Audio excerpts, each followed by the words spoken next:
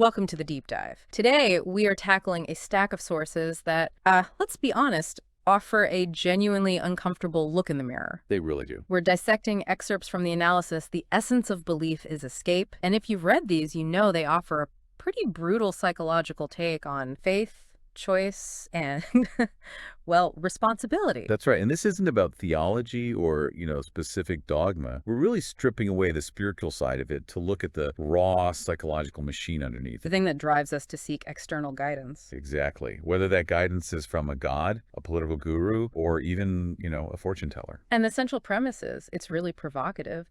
It says what we see as profound belief or a noble search for truth is actually rooted in something much more practical. Escape. Simple as that. Escape. Yeah. And we need to be clear with you, the listener, on this one. If you stick with us through this whole discussion, you are going to get some significant, maybe even difficult insights into human nature and what subjectivity, what self-mastery really means. What it means to actually be the architect of your own life, not just following a blueprint someone else gave you. Precisely. Okay, that sets a high bar. Let's unpack this. So let's start where the sources do. The immediate impulse, that first moment. Right. They break it down into three states, three very clear psychological states that push people toward external help. So the first is when human beings feel weak, when they feel inadequate, that's when they seek God. Then second, when they're anxious, worried about what's coming next, they go to fortune tellers, shamans, anyone who can offer some kind of certainty. And the third one, when they're just confused, when the world makes no sense. That's when they look for philosophers or major political thinkers. They want an ideology, a system to make sense of the chaos. And on the surface, all of that looks good, right? It looks like piety, reverence, serious study. It does. But the sources they cut right through that. They argue that this appearance of nobility completely vanishes when you look at the inner mechanism through a specific lens. And they mention this lens, this framework they call power design theory. Right. Now, we're just going to mention it, not get into the weeds, because what's important is what that theory reveals when they apply it. And what's left when you strip everything away is just a cowardly bargain. A cowardly bargain. It's the outsourcing of your standards for interpreting the world. You're paying someone or something to tell you what it all means. Okay, here's where it gets really interesting for me. Because that outsourcing, it comes from a place of pure terror. The sources say life is harsh, it's relentless. It is. I mean, think about the huge choices we all face. Starting a business, getting married, making a big investment. These aren't just simple decisions. They're loaded with consequence. And that's the real terror. It's not the choice itself. It's what comes after. Responsibility. Yes, the responsibility. Yeah. It's inseparable from the choice. It's the blame, the loss, that horrible feeling of self-reproach when you realize you made the wrong call. A pit in your stomach. Exactly.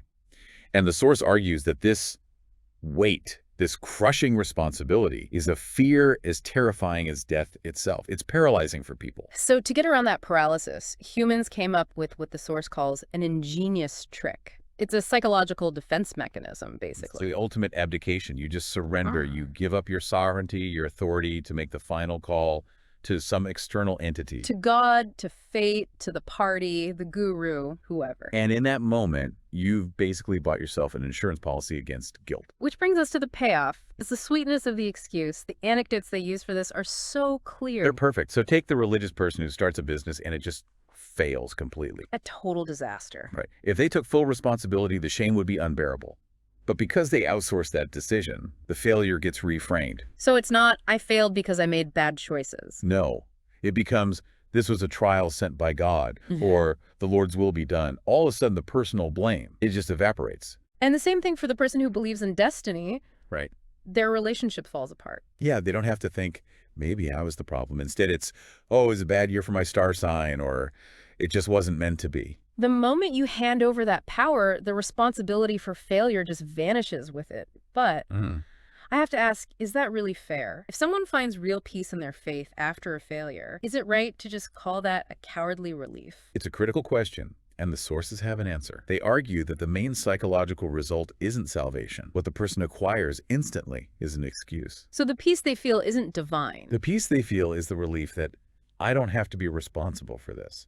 It's a mechanism to kill self-blame. An intellectual insurance policy against feeling like a failure. Precisely. If you're not the one who made the final call, you can't be the one who ultimately failed. And this is so important. The sources immediately say this is not just about religion at all. No, not even close. It applies just as much, maybe even more today, to politics, to media, to ideology. It's about anyone who doesn't have the will, maybe, to form their own interpretation of the world. It's easier to borrow one. You find the loudest, clearest voice out there and you just adopt it. And today, that often means borrowing the voice of a big YouTuber or a political pundit, someone who gives you all the answers. And you see them use this borrowed language to explain away their own lives. It's not, I didn't work hard enough. It's because of the social structure, or yo. my life is terrible because of that politician. Yes. They're just parroting these interpretive standards that someone else created, and they use them as a shield against having to look at their own, incompetence or even laziness. And this is where the sources use that incredibly strong metaphor.